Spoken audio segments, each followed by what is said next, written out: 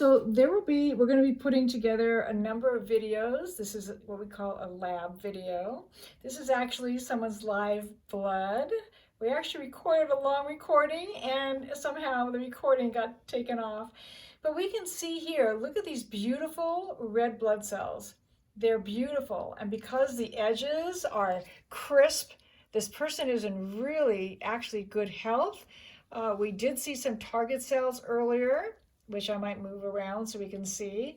This is a cluster of L-form bacteria with mature yeast and fungus.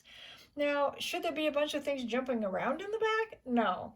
This is undigested fats and sugars. And these large ones that we see here are more than likely what we call rod bacteria. You want to hold that and I'll see if we'll do a little more. So we're just gonna kind of move around a little bit.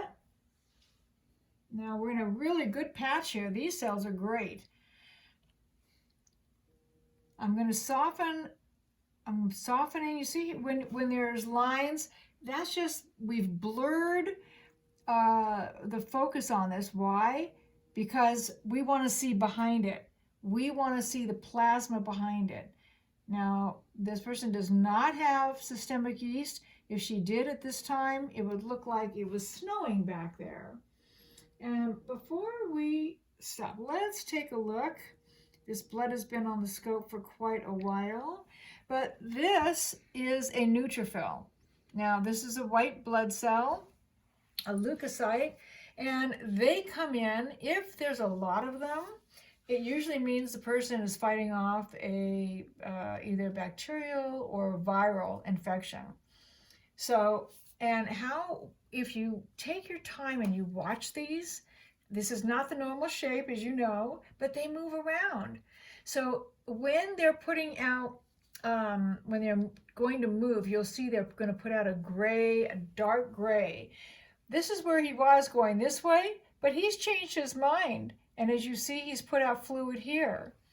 So he's still on the move. Now this blood has been under the scope for quite a while. So we're really happy that everyone is still moving around. Let's see if we can find a spot that had some of these. Okay, so let's take a look at this. Now obviously this is the same person.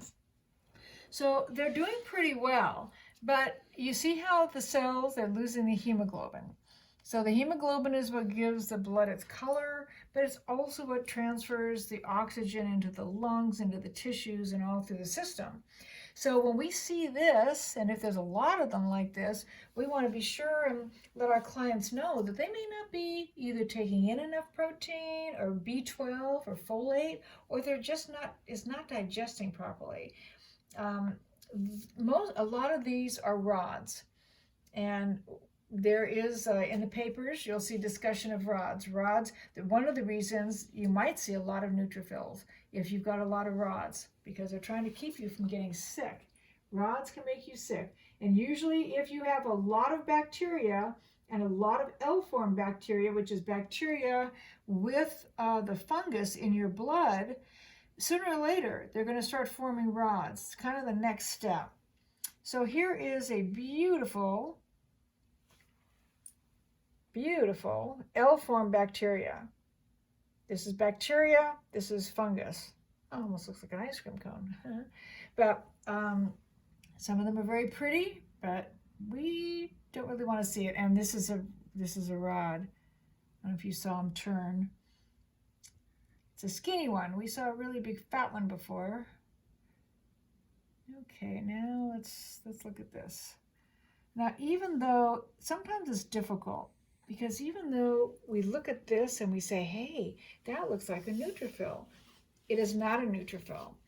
And what is the difference? It doesn't have any moving particles. This is a bit of what we call platelet aggregation. Okay, this is the platelets beginning to stick together. And fungus have joined the party. Anytime you see this is yeast, candida. And so this is something that needs to be cleaned up in the blood.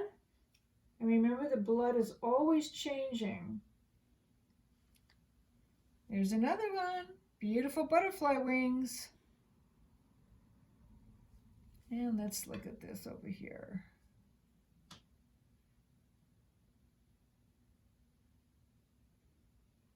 I think that once was a neutrophil. I'm pretty sure. It's not very active. It looks like it's dying. But because we see the gray where it was putting out, and because we can still see that some of these particles are moving. When we have platelet aggregation, the particles do not move. So this is a lab, a live blood lab, and we'll be having more. So thank you for joining us, and be sure you can text or email me any questions you might have.